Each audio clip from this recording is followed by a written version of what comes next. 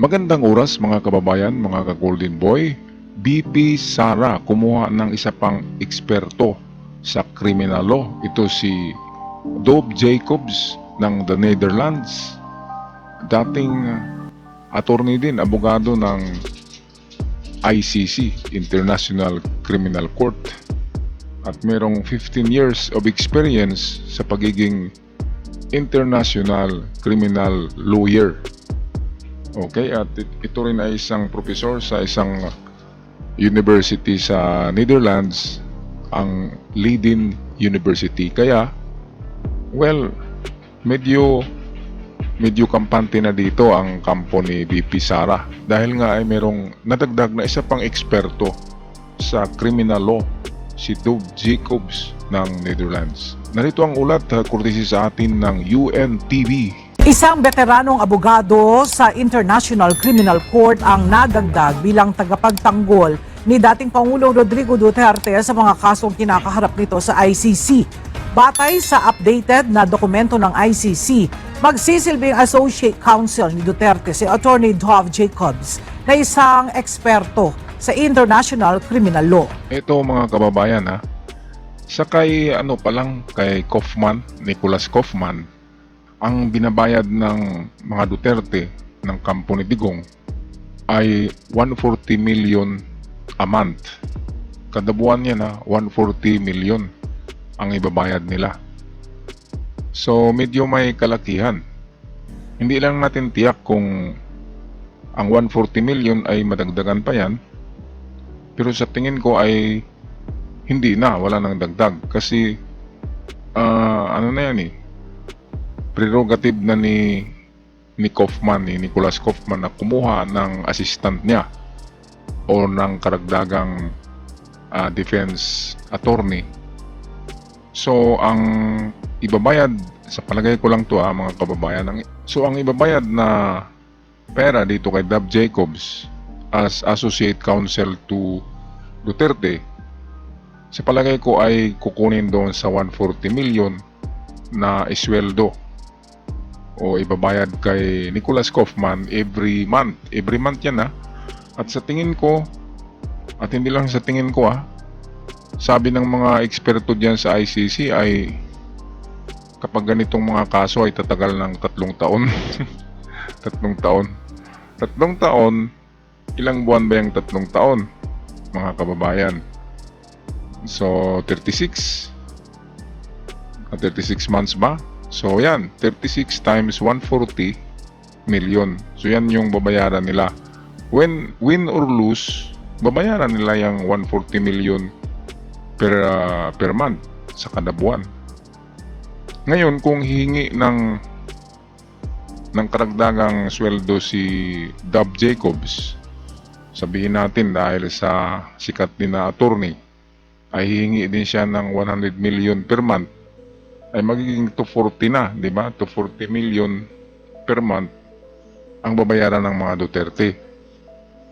Pero maraming nagsabi na chicken feed lang daw yan dahil napakayaman daw talaga ni Digong at napakaraming nakatagong pera yan. Meron nga tayong video na i-upload kung magkano yung mga bank accounts ni Digong na hindi dinidisclose, yung nakatago lamang na pinakita ni Trillanes sa mga interview. Yung hearing sa Congress nung nakaraang 2 buwan, pinakita yun ni Trillanes ang tinatawag na drug money, yung galing sa drug lords na binigay kay Digong at kay BP Sara. So, marami-rami. Plus meron pa silang mga confidential fund, diba? So marami-raming pera. Tamang-tama lang talaga pambayad dyan sa attorney. Kaya medyo na dito si Panilo medyo na naglalaway si Panilo. Sabi ni Panilo, sa isip ko lang na sayang 140 million a month napunta sa mga puti, di ba? Napunta sa mga European lawyer, 140 million a month. Sana ay napunta yun kina kina Panilo tsaka kay Medialdia, di ba? At iba pang attorney na mga Pilipino. Well, patuloy tayo sa balita courtesy sa atin ng UNTV. Sa kanyang LinkedIn account, mayroon ng 15 taong karanasan sa international criminal law at human rights si Jacobs at nagtatrabaho bilang defense trial lawyer sa ICC at assistant professor sa Leiden University sa the Netherlands. Mismong ang lead counsel ng dating Pangulo na si Attorney Nicholas Kaufman ang humiling na makasama niya bilang associate counsel si Jacobs. Ayun, so sa tingin natin ay medyo okay na, di ba? Parang may laban na si Digong sa ICC. Pero sa tingin ko ay hindi pa rin eh. Dahil sayang si Dab Jacobs ay ano yan? International criminal lawyer and human rights advocate yan. Human rights advocate. So ibig sabihin, pabor pa rin ito sa mga human rights. Ngayon, kung malaman niya ang mga nagawa ni Digong, di ba? Hindi pa kasi niya nalaman yan eh, na ganun pala katindi ang krimen, ang crime against humanity na ginawa ni Digong.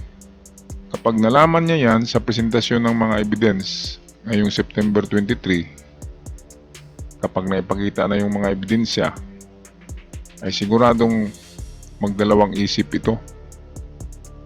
Kaya sa tingin ko ay naluluto pa rin si Digong sa sariling mantika eh.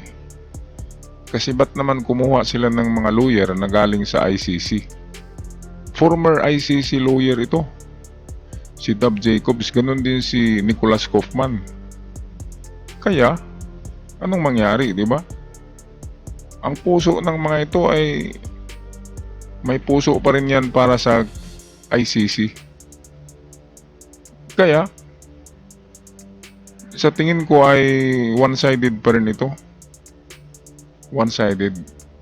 Yung pagiging defense counsel nila ni Nicholas Kaufman at Dab Jacobs ay siyempre gawin nila ang magawa nila ayon sa batas ng Rome Statute or batas ng ICC.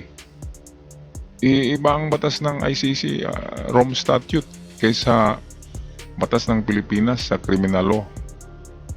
Ibang-iba at ibang-iba ang pag-iisip ng mga European. Hindi yan mga mukhang pera. Hindi mukhang pera yung mga European attorney. Masisira ang ano nila eh, ang profesyon nila kapag doon sila kikiling sa kriminal. Hindi nila alam na kriminal si Digong eh. Akala nila ay ano lang, di ba, itong inosente lang. Kaya kung makikita na nila ang napakaraming ebidensya ngayong September 23, siguradong mamulat ang mata ng dalawang ito, si Kaufman at Dab Jacobs. Kapag naipresenta na yung napakarami, di ba, na ebidensya sa September 23, at malaman nila na ganito pala kalaki, ganito pala ang intensity ng crime against humanity, planado, sistematiko, at walang Miranda rights, walang mga warrant of arrest, tinutukhang. Kung ganyan ay malalaman nila, mamulat ang kanilang mata at magbago ang kanilang pasya, di ba? Dahil sila ay mga human rights advocate ng International Criminal Court, sa human rights pa rin sila papanig. Di ba mga kababayan, anong mas say nyo? Okay, paki-comment sa ating comment section sa inyong mga salubin dito. Panalo na nga ba si BP Sara dahil sa nakuha niya ang dalawang batikan na abogado ng International Criminal Court na ngayon ay nagtrabaho na outside of the ICC? At ito pa mga kababayan, kung bakit nasabi ko na ang verdict ay para kay Digong pa rin. Sa katapusan ng trial ay kulong pa rin si Digong. Bakit? Dahil sa ang judge at mga jury ay taga-ICC pa rin. Majority, bale ito'y kung sa Senado pa ito, ang ICC ay majority at minority lamang ang defense. sila Digong. Kaya pagdating diyan sa butuhan, sa verdict, ang judge and jury ay taga-ICC. Lalo ng prosecutor, taga-ICC, di ba? Kaya unanimous eh. Sa tingin ko, unanimous decision, life sentence, kulong si Digong. At kung merong discount man, siguro 30 years of imprisonment, hindi na 100 years, di ba? Mga kababayan, ano sa palagay nyo? Panalo na nga ba sila BP Sara at Digong? Well, atin malalaman yan. Pagkatapos ng trial na ito na ang tagal-tagal, di ba?